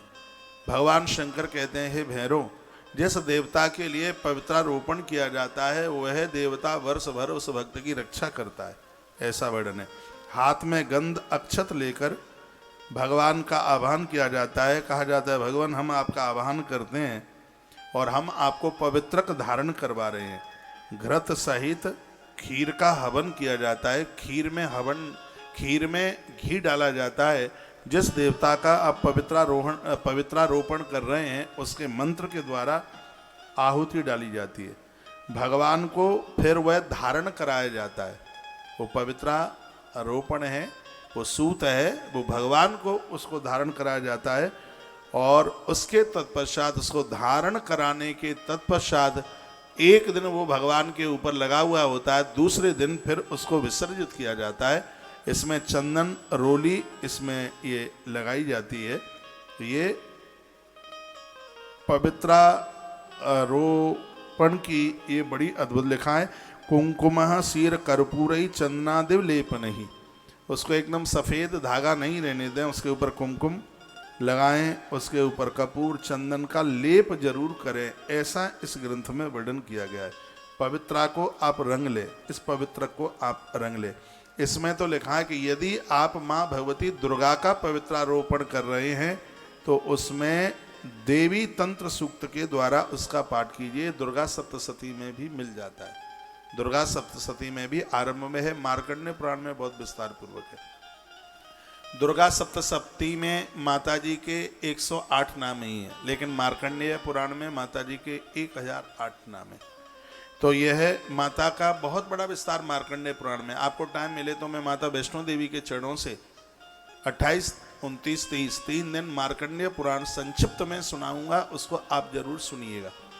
जिस तंत्र का वर्णन किया जा रहा है पवित्रारोपण के लिए देवी तंत्र सूक्त के द्वारा इसका पाठ किया जावे। प्रसादेन तो मंत्रेण तत्पन्यासो मम स्मृता, ये आचार के बिना नहीं हो पाएगा। इसमें आपको जानकार ब्राह्मण बुलाना पड़ेगा, क्योंकि इसमें न्यास भी है और इसमें हवन भी है। अनेन मंत्र न्यासम च दानम चानेन कारयेत। इसमें वर्णन किया गया है कि इस पवित्रारोपण के बाद में कुछ दान की भी बात कही गई है। इसमें पंचगव्य पान करके ही हवन में बैठा जाता है, ये लिख लें। पंचगव्य चरम कृत्ता देवी दत्ता होते त्रियम। जब आप हवन में बैठेंगे, पूजा में बैठेंगे, तो सबसे पहले पंचगव्य लिया जाएगा। पंचगव्य के बिना स्त्री पुरुष पूजा के लायक ही कहाँ होते हैं। वो तो अब इतना सब बन नहीं पाता, लोग करते नहीं है। नहीं तो अंदर की मलिनता तो सभी समाप्त होती है जब पंचगव्य लिया जाए। पंचगव्य में जितना दूध लिया जाता है उसका आधा दही लिया जाता है, जितना दही लिया जाता है उसका आधा घी लिया जाता है, जितना घी लिया जाता है उसका आधा गौमूत्र लिया जाता है, जितना गौमूत्र लिया जाता है उसका आधा गोमय, गोबर नहीं तो सूती वस्त्र में गौ माता का गोबर रखकर उसका रस निकाला जाता है, वो डाला जाता है उसमें। इन पांचों चीजों को मिला करके बनता है पंचगव्य। ये पंचामृत नहीं है, ये पंचगव्य। पंचामृत बहुत लोगों को मैंने देखा है कि पूजा में से बचा हुआ पंचामृत उसको चाट जाते हैं, उसको खा जाते हैं। नहीं, पंचामृत खाने वाली चीज नहीं है, वो देवताओं को स्नान कराया जाता है उससे। पंचामृत से पंचगव्य को लिया जाता है, आचमन की तरह उसको लिया जाता है पंचगव्य। पंचगव्य में ये 5 चीजें हैं। तो इसमें वर्णन किया गया है, कहा गया पंचगव्य चरम कृत्ता देवी दत्ता होति त्रियम। इस पवित्रारोपण के यज्ञ में जब तक आप पंचगव्य नहीं लेंगे तब तक वो देखो इसका नाम ही पवित्रा, यानी जो हमें पवित्र बना देता है। तो पवित्रारोपण के लिए पंचगव्य का लेना बहुत ज़्यादा जरूरी है। धागे को रंगा जाएगा चंदन के द्वारा, कुमकुम मौली के द्वारा, और उसमें थोड़ा सा कपूर डाल लें चंदन में, थोड़ी सी रोली मिला लें उसी में। अब मुझे तो पता नहीं उसीर क्या होता है, पंसारी की दुकान पर मिलता होगा। चंदन में कोई उसीर नाम की चीज़ है, तो ये उसमें और मिलाई जाती है और फिर ये पवित्रारोपण किया जाता है। अग्नि ब्रह्मा भवानी गणेश सर्प अनंत पवित्र, ये सब अति प्रसन्न हो जाते हैं जब आप पवित्रारोपण करते हैं। तेनैव विष्णवे दत्वा घी की 108 आहुतियां कम से कम, ज़्यादा से ज़्यादा जितनी आप डाल सकें, जिस देवता का आप पवित्रारोपण कर रहे हैं और उसी की इसमें आहुतियां डाली जाती हैं, ऐसा इसमें वर्णन है। बोलो भक्त वत्सल भगवान की।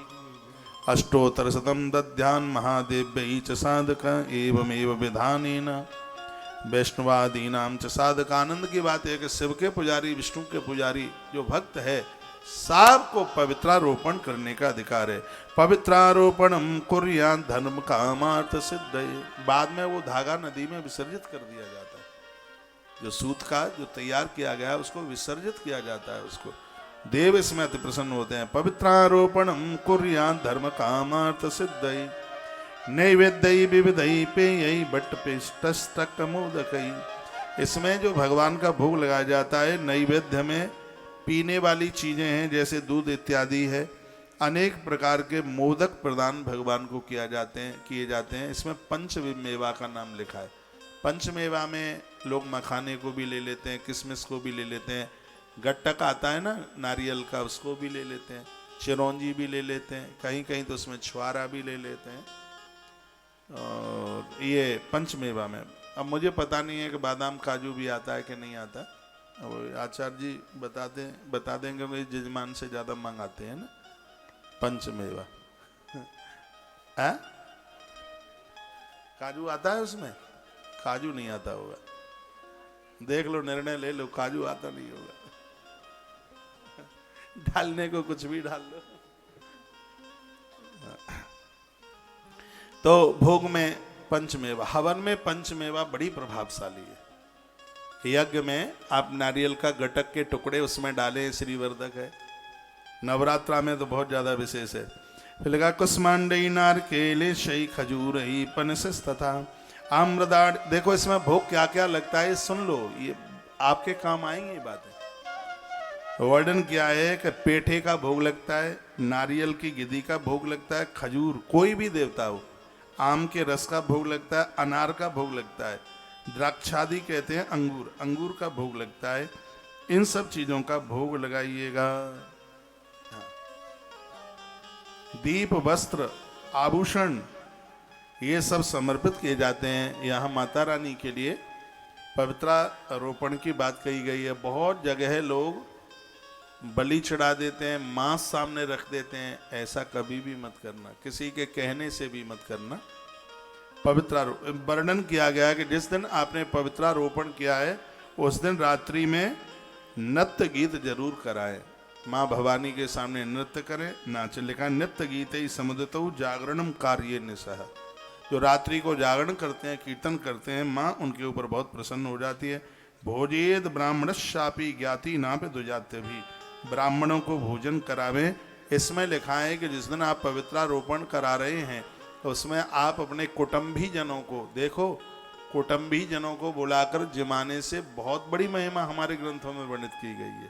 आप ब्राह्मणों को जिमा दें, आप महापुरुषों को जिमा दें, बहुत अच्छी बात है। साह कुटुंब भी, ऐसे कार्यों में, देव कार्यों में आप अपने खानदानी परिवारी जनों को बुला करके जिमाते हैं, इससे भी देवता अति प्रसन्न होते हैं। पवित्रारोपणे व्रते दक्षिणामुपदामयेत् हिरण्याम गाम तिलघृतम वासो वासाकमेव वा। पवित्रारोपण संपन्न हो जाने पर क्या क्या दान में देना है? सोना, गैया, तिल, वस्त्र और अशोक वृक्ष और पीपल का पेड़ दान में जरूर दीजिएगा। जब आपका ये लिखने लायक बात है। वर्णन है इसमें हिरण्यम गाम तिलघृतम बासो बासाकमेव वा। अशोक वृक्ष, अश्वत्थ, अश्वत्थ कहते हैं पीपल को। ये इमम मंत्रम तथा पश्चात साधक। देखिए अब मैं यहां से आपको बोलूं, निवेदन करूं, अशोक का जो पेड़ है इसके दान की बड़ी महिमा है। पवित्रारोपण में तो अशोक और पीपल की बहुत बड़ी महिमा का वर्णन किया गया। अशोक वृक्ष को हिंदू धर्म में बहुत ज्यादा पवित्र माना गया, अपने धर्म में बहुत ज्यादा पावन माना गया है। अशोक का अर्थ ही है कि किसी भी प्रकार का शोक यानी दुख ना पहुंचे उसके नीचे। मांगलिक कार्यों में अशोक वृक्ष के पत्तों का प्रयोग किया जाता है, कलश में लगाए जाते हैं। अशोक वृक्ष घर में लगाने से यदि उत्तर दिशा में 5 पेड़ आपने लगाए हैं अशोक पेड़ के, तो ऐसा बता देंगे संपूर्ण दुखों का हनन कर देता है, दुखों से मुक्ति कर देता है।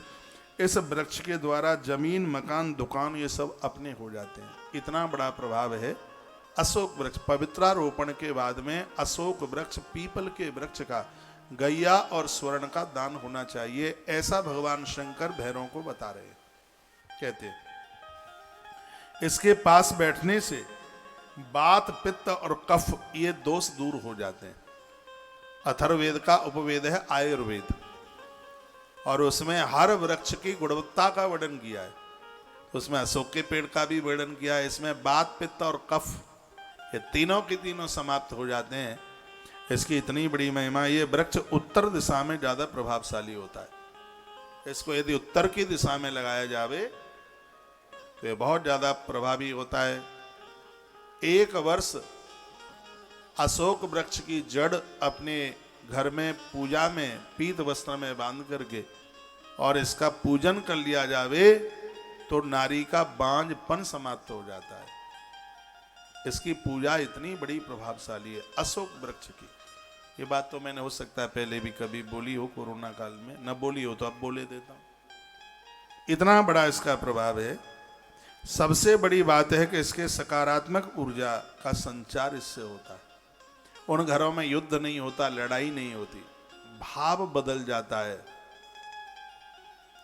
अशोक वृक्ष का सानिध्य, बड़ी इसकी अद्भुत महिमा है। अशोक वृक्ष प्राणों की रक्षा करता है। घर में अशोक वृक्ष होने से घर में सुख शांति, घर में बरकत और किसी की अकाल मृत्यु नहीं होती। यह इसकी महिमा है। अशोक का पेड़ बहुत प्रभावशाली। तो पवित्रारोपण के तत्पश्चात अशोक वृक्ष का दान, समझ में आ रही है बात। दूसरा है पीपल के पेड़ का दान। पीपल की भी बड़ी महिमा है। पीपल तो इतना अद्भुत है कि इसके लिए तो जितने भी शब्द कहे जाएं उतने कम है। पीपल, भगवान तो कहते हैं कि वृक्षों में मैं खुद पीपल हूं। स्वयं भगवान ने इस बात को कहा कि वृक्षों में पीपल साक्षात मेरा ही रूप है।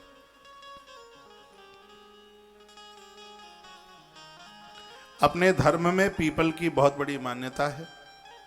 पीपल को पलक्ष, अश्वत्थ नाम से भी जाना जाता है। इसको अश्वत्थ क्यों कहते हैं?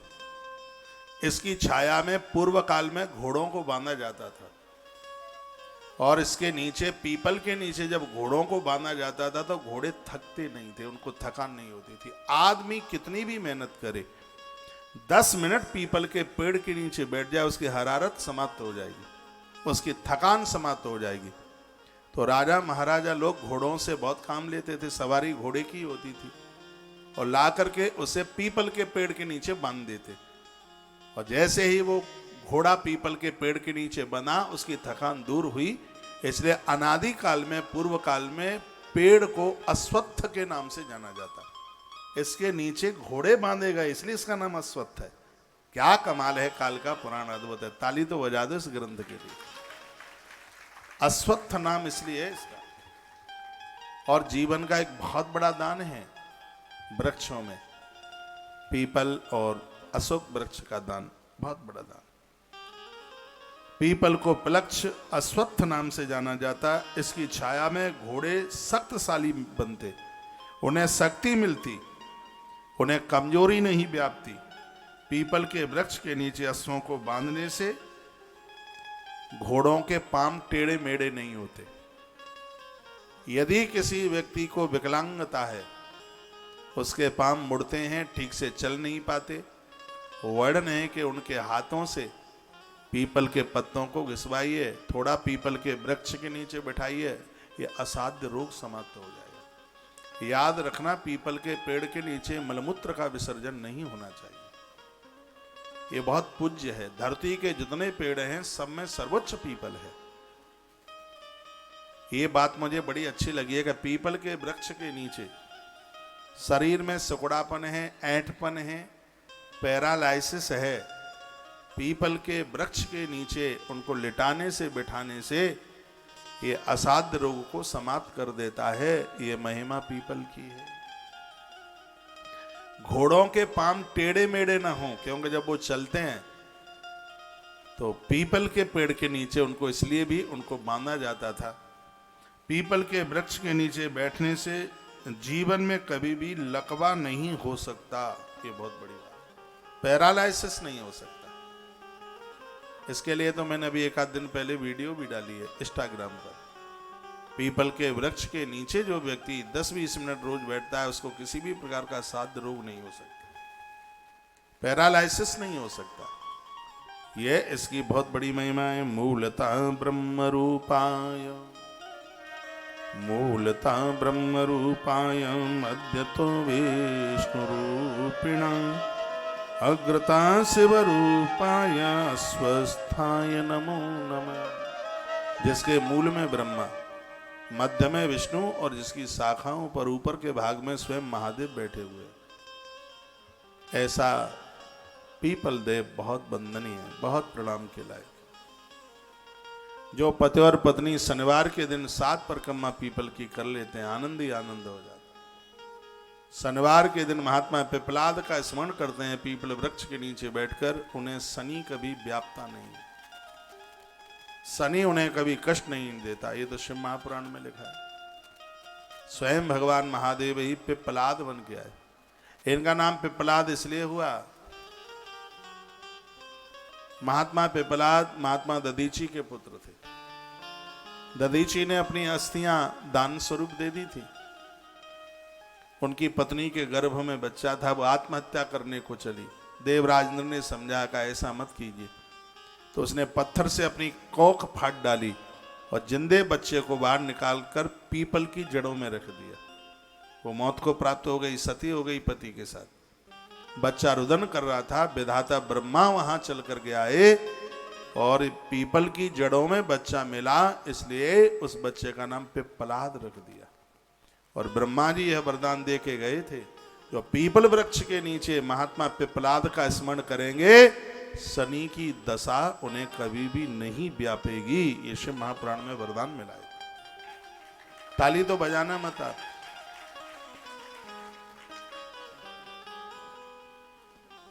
बोलिए भक्त वत्सल भगवान की जय हो, श्री हनुमंत बलवंत महाराज जय हो।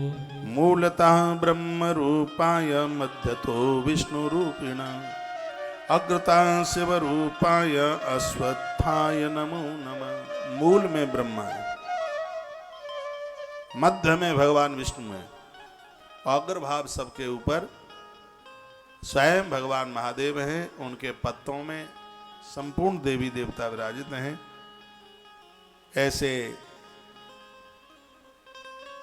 पीपल देव को, जिसको ग्रंथों में देव वृक्ष के नाम से जाना जाता है, हम उन्हें वंदन प्रणाम करते हैं। स्कंद पुराण में पीपल देव की परिक्रमा के बारे में कुछ लिखा गया है। पीपल की परिक्रमा की जाती है। स्कंद पुराण में इसका बड़ा महात्म्य है। आंवला का महात्म्य है, तुलसी का महात्म्य है, बेल वृक्ष का महात्म्य है, पीपल का महात्म्य है, बरगद का महात्म्य है।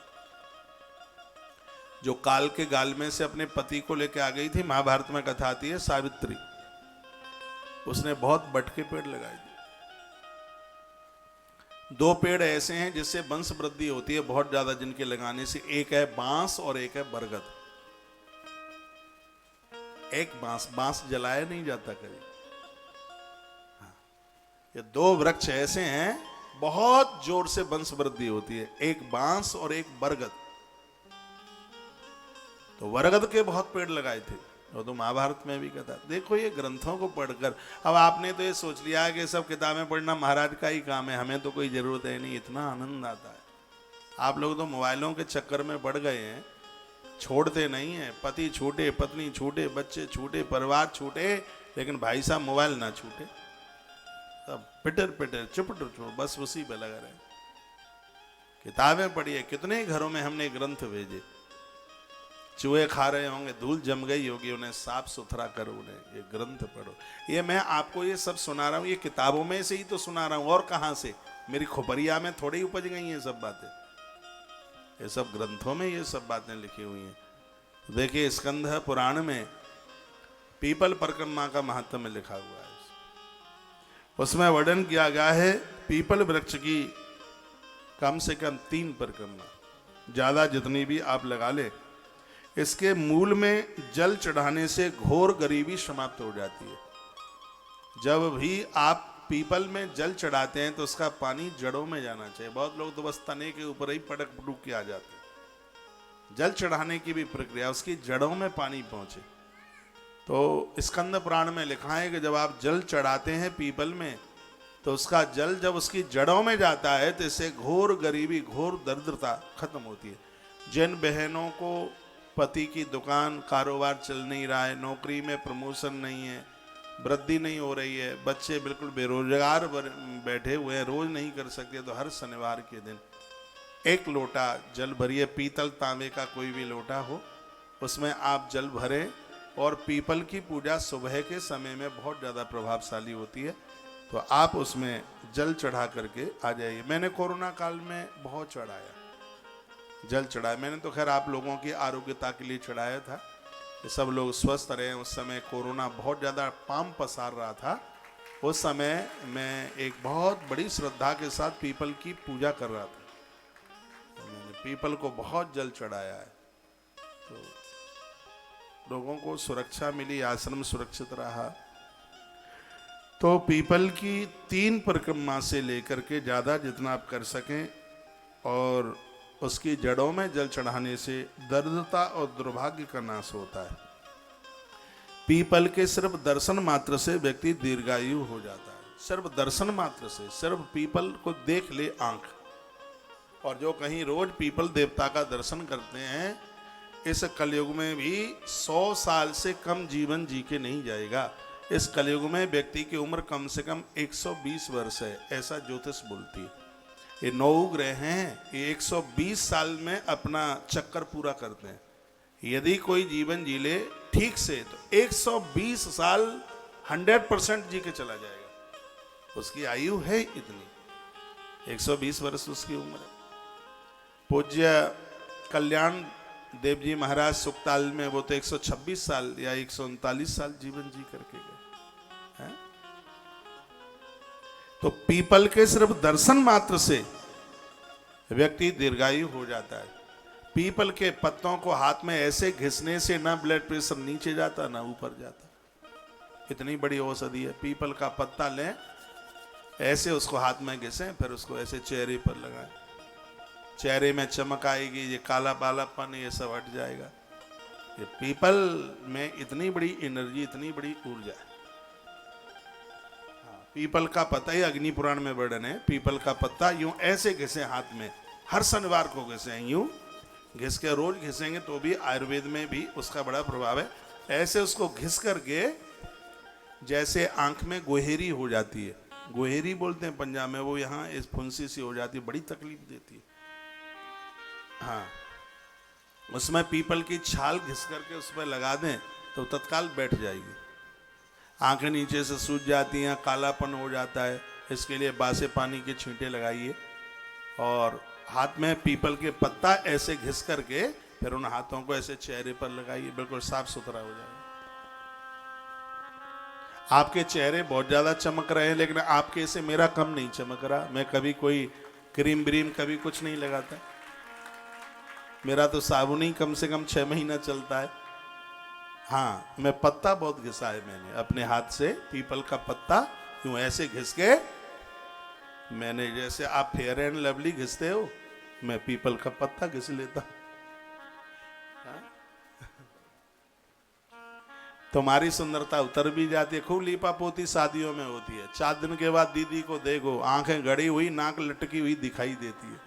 उनका फंक्शन में तो जीजी इतनी अच्छी लग रही थी, अब क्या हो गया है? कहा वो तो लेप कराया गया था उस समय, तो लेप उतर गया। हाल ही ब्यूटी पार्लर में से बहन आई हो और ऊपर से परसों जैसी बूंदे पड़ जाए, फिर देखो चेहरा, चेहरा शादी में जाने के लायक नहीं रहता। ये सुबह हाथ घिसकर पीपल का पत्ता यूं ऐसे घिस करके ये आरोग्यता देता है। सबसे बड़ी बात है इससे रक्तचाप, रक्तचाप बड़ा खतरनाक है, इसके द्वारा हार्ट अटैक आ जाता है। ये गड़बड़ हुआ तो इससे पैरालिसिस हो जाता है। तो पीपल तो बहुत बड़ी औषधि है। कथा तो मैं कालका पुराण की आपको सुना रहा हूं। ये बीच में जब बात आ गई कि पवित्रारोपण के बाद में इन वृक्षों का दान हो जाए, तो मैंने इतना सा भी बता दिया कि इन पेड़ों की महिमा क्या है, इन वृक्षों की। और ये तो वो बात मैं बोल रहा हूं जो मैं शायद बोला ही नहीं 28 साल में। मैंने बोला होगा, पीपल की महिमा बताई होगी, अशोक की महिमा बताई होगी, लेकिन इस समय जो कुछ बातें विशेष बता रहा हूं वो नहीं बोली है। मेरे हाथ में घड़ी कैसी लग रही है? पहली बार बांधी है, वो पवन अग्रवाल जी सुलक्षणा मैया ले आइए। अब मेरे हाथ से उतार ले जाएगा कोई, तो फिर ये मत कहना कि महाराज जी घड़ी कहाँ चली गई है। अच्छी लग रही है, बढ़िया लग रही है। मैं कह रहा था कि मेरे पहुंचे में लटक के आ रहा है, अब ध्यान आया कि घड़ी बंदी है, कुछ अजीब सा लग रहा था। तो पीपल के पत्तों को हाथ में घिसने से रक्तचाप नियंत्रित होता है, ऐसा लिखा आयुर्वेद की किताबों में। उसको अग्नि पुराण में तो इसकी बड़ी महिमा लिखी है। और शनिवार के दिन अमावस्या पड़ जाए, शनिवार के दिन देखो शनि अमावस्या, शनिवार के दिन अमावस्या पड़ जाए और पीपल देव की 7 परिक्रमा करके काला तिल चढ़ाकर सरसों के तेल का दिया जलाकर आपने ऐसी पूजा कर ली है तो शनि पीड़ा हमेशा के लिए समाप्त हो जाएगी, शनि की दशा उतर जाएगी। इतना बड़ा प्रभाव है। पीपल वृक्ष के नीचे हनुमान चालीसा का पाठ करने से सभी कष्टों से मुक्ति मिल जाती है, ऐसा संत जन कहते हैं, महापुरुष कहते हैं। पीपल के वृक्ष के नीचे बैठकर हनुमान चालीसा का पाठ करने से सभी प्रकार के कष्टों से निवृत्ति हो जाती है। इतनी बड़ी महिमा पीपल की। तो यहां वर्णन किया गया है कि भैया जो आप ये पवित्रारोपण आप कर रहे हैं, तो हिरण्यम गाम तिल घृतम बांसो बा अशोकमेव अश्वत्थ, अश्वत्थ अश्वत्थ यानी पीपल। तो इन सब चीजों को दान की बात कही गई। एवं सामत्सरी पूजाम तवास्तु परमेश्वरी ततो विसजेद देवी पूजा भी प्रतिपत्त भी। वर्णन किया है कि यदि इस प्रकार से आपने पवित्रारोपण कर लिया है तो पूजा का ये फल पूरा का पूरा साल भर तक इस पूजा का फल प्राप्त होता है। तो पवित्रारोपण की इतनी बड़ी महिमा। कल्पकोटि शतम यावत् देवी गृहे वसिन्नर तत्रापि सुख सौभाग्य संबधीर तुलां भवेत्। इस पूजा का अनुष्ठान करने वाला साधक 100 करोड़ वर्षों तक उसके घर में मां भगवती जगदम्बा वास करती है। स्पष्ट वर्णन है, कल्प कोटि शतम यावत् देवी गेहे वसिन्नर। 100 करोड़ साल तक वो जब जब जन्म लेगा धरती पर मां भगवती जगदम्बा उसके घर को नहीं छोड़ेगी। ये इसकी महिमा है। ये श्लोक नंबर है 95। मृत्यु के बाद में वो मां भगवती के चरणों में रहता है, वहां उसे अतुल सुख सौभाग्य तथा समृद्धि की प्राप्ति होती है। कालका पुराण को सब एक खरीद लेना। अब हो सकता है कि बाजार में मेरा वाला ना मिले, ये तो पूरा है संस्कृत में, बाजार में तो संक्षिप्त वाला मिलता है। हाँ, ये ज्यादा आपकी समझ में आएगा नहीं क्योंकि इसमें संस्कृत भरी पड़ी है। गीता प्रेस ने यदि निकाला हो तो देख लेना उसको। तो कालका पुराण नवरात्रा में पढ़ना, अष्टमी को पढ़ना, महिमा है इसकी। तो ये आप सुन रहे हैं पवित्रारोपण के बारे में, माता कामाख्या का महिमा, माता कामाख्या की महिमा जो आप सुन रहे हैं व्यासपीठ के माध्यम से, वह भी अपनी आप में बड़ी अद्भुत है। जो आप ये पूजा करते हैं मां की, उसकी महिमा का वर्णन किया गया है। योनि मुद्राम प्रदर्श्याद निर्माल्यम दिशशूलिनः चंडे सूर्यम नमयति निक्षिप। देखिए मैंने पूर्व में भी बोला है, इतना बड़ा अपराध होता है, भगवान को माला पहना देते हैं और माला के ऊपर ही सुला देते हैं, निर्माल्य उतारते नहीं।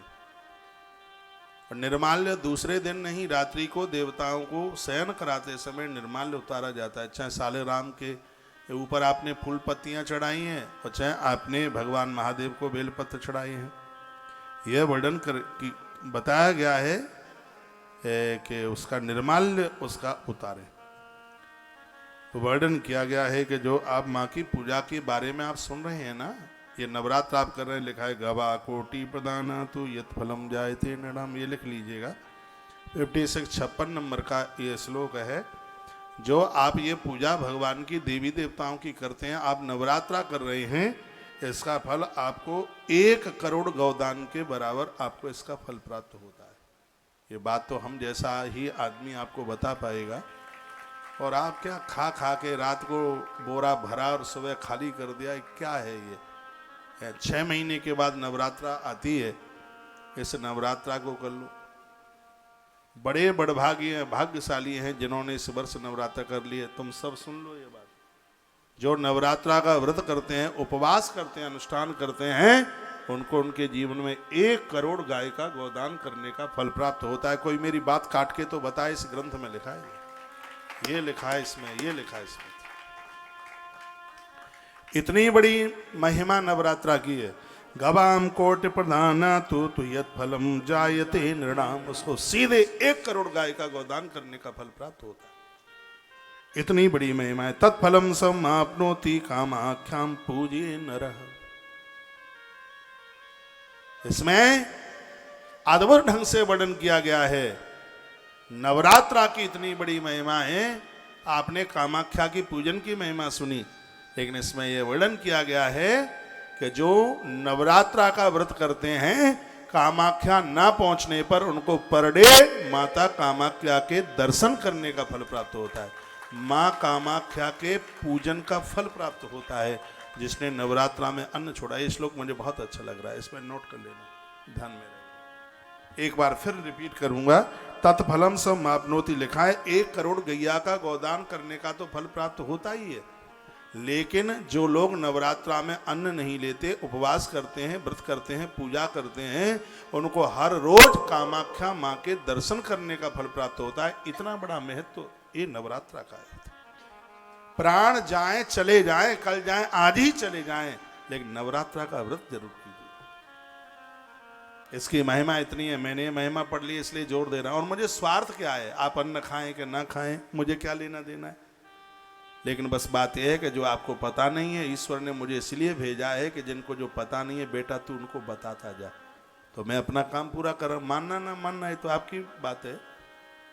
ये बात मुझे इतनी बढ़िया लगी है। जो नवरात्रा का व्रत करते हैं, उन्हें हर रोज माँ कामाख्या के दर्शन का फल प्राप्त होता है। माँ को पूजा करने का फल उन्हें प्राप्त होता है। इतनी बड़ी महिमा नवरात्रा की, इतना बड़ा महात्म्य है नवरात्रा का। गवाम कोटि प्रधाना तु यत फलम जायते नृणाम। और ये और याद रख लीजिएगा, ये और सोच लीजिएगा, व्रत करने से, उपवास करने से असाध्य रोग, असाध्य बीमारियां नहीं रहती। क्योंकि अन्न में तो बहुत दोष हैं। जय श्री राधे। शर्मा जी कैसे हैं आप? लेट आए, बाहर थे? आओ ऐसे आ जाते।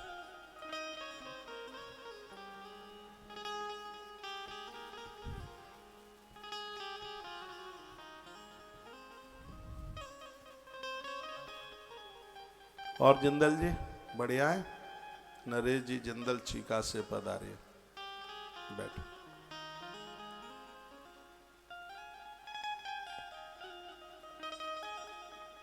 गवाम कोटि प्रधाना तु यत फलम जायते नृणाम। नवरात्रा करने वालों को 1 करोड़ गाय का गोदान करने का फल मिलता है।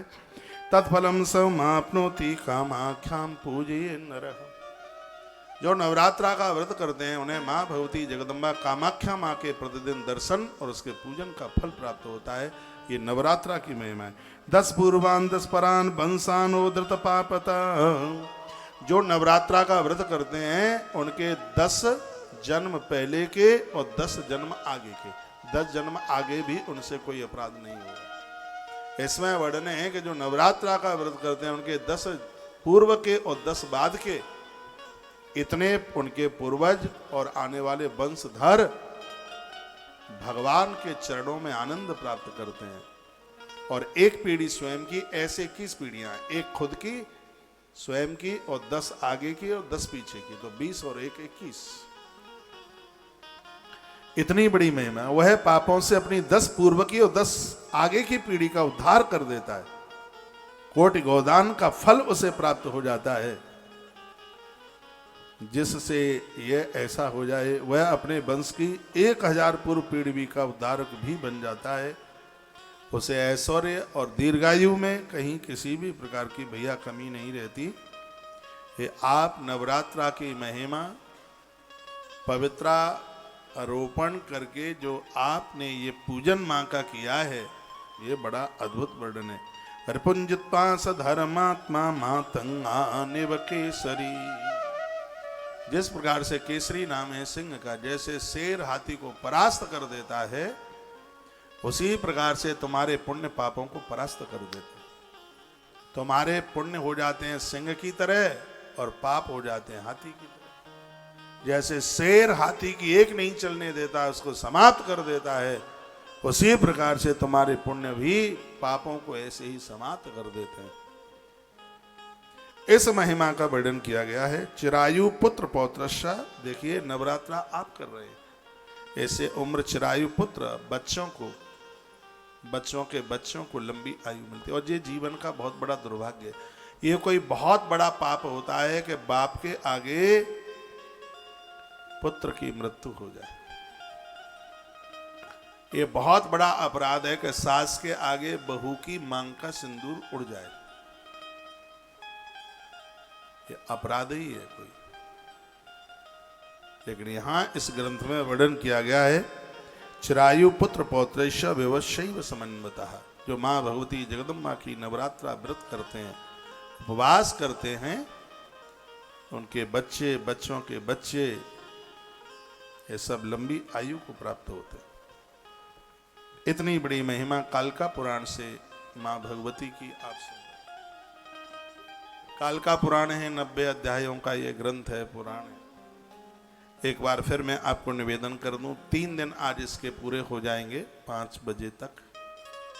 हमारे पास कल और परसों, कल के कथा के टाइमिंग से यही है, 1 बजे से लेकर 5 बजे तक, और सोमवार के दिन ये कथा 10 बजे से लेकर 1:30 बजे तक, 10 से 1:30, 2 बजे तक मैं एकदम बिल्कुल फ्री होते हुए यहाँ से वैष्णो देवी के लिए निकलूंगा। और फिर वहाँ 28 तारीख से मार्कंडेय पुराण की कथा, उसमें भी माँ भगवती जगदम्बा का ही चरित्र है, टेलीविजन पर आप सुनिएगा। और कल परसों की कथा यहाँ पांडाल परिसर में बैठ कर के आप सुने। पटियाला के आसपास शहर, गांव, जहाँ भी आप मुझे सुन पा रहे हैं, ये 2 दिन की कथा परिसर में पहुँच करके आप सुन लें। परिसर में पहुँच करके आप सुनते हैं तो अंतर इतना ही है, जैसे माता रानी की आरती टीवी पर देख लें और पौड़ी पौड़ी चढ़ता जा, जय माता जी रटता जा, दरबार में पहुंच के आरती करें, और टेलीविजन पर देख लें, तो दोनों में अंतर तो है ही। कि टीवी पर तो कथा उनके लिए है जो यहाँ नहीं पहुंच सकते। जो पहुंचने में समर्थ हैं, उनको पहुंच करके यहाँ पर पहुंच करके वो कथा को सुने। रिपुंजित्वा, वो दुश्मन को जीत लेते हैं। इसी ग्रंथ में वर्णन किया है कि धार वाला हथियार भी उनकी देह के ऊपर पड़ करके खुरदुरा हो जाता है। मैंने देखा है, अपनी आंखों से देखा है। एक कोई श्रीमान जी रामायण का पाठ कर रहे थे, नवरात्रा का समय था। नवरात्रा में रामायण सिद्ध हो जाती है, राम रक्षा स्तोत्र सिद्ध हो जाता है। नवरात्रा में दुर्गा सप्तशती तो हो ही जाती है, नवाहन मंत्र तो सिद्ध हो जाता है। इसमें रामचरित मानस भी सिद्ध हो जाती है। नवरात्रा में राम रक्षा स्तोत्र सिद्ध हो जाता है। तो कोई अखंड रामायण का पाठ कर रहे थे, इतने में किसी दुश्मन ने उनको गोली मार दी, गोली छाती में लगी। मेरा विद्यार्थी काल था, मैं 6 में पढ़ रहा था उस समय, 6वीं में। ऐसा लगता है कल की बात है, क्योंकि हमें भी रामायण पढ़ने का शौक रहा है, छोटे से बचपन से संस्कार ही ऐसे मिले हैं। तो वो राइफल की गोली, जिसका एक पतला सा कारतूस आता है, पता नहीं वो पीतल जैसा होता है, अब मुझे तो पता नहीं है कौन सा उसे बोलते हैं, लेकिन वो हमने देखा उस समय, ऐसी पतली सी गोली, ऐसी इतना बड़ा वो पीतल जैसा वो कारतूस, और उसने वो बंदूक में भर के, उससे कोई दुश्मनी होगी, वो छाती में, हम स्कूल के लिए जा रहे थे, वो हाहाकार मच गया, पूरा बाजार इकट्ठा हो गया और उनका आगे का कलेजा ऐसे वो पार हो गई बिल्कुल पीछे। और वो रामायण हनुमान जी का चित्र इधर रखा हुआ था, नवरात्रा का समय था, वो रामायण का पाठ उस समय वो चल रहा था। तत्काल उन्हें अस्पताल लेकर के गए और ये इतना बड़ा आश्चर्य था कि उसने छाती चलनी कर दी, फिर भी वह व्यक्ति उस गोली के लगने के बाद 30-35 साल धरती पर जिंदगी जी के गया।